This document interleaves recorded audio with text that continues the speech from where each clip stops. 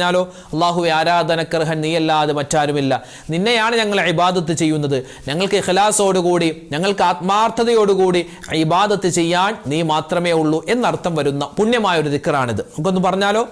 لا إله إلا الله ولا نعبد إلا إياه مخلصين له الدين.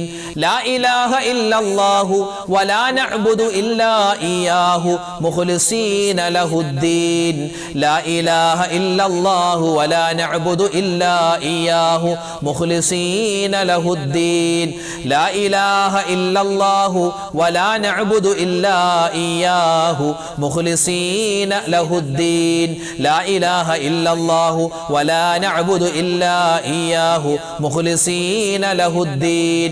لا إله إلا الله ولا نعبد إلا إياه مخلصين له الدين. لا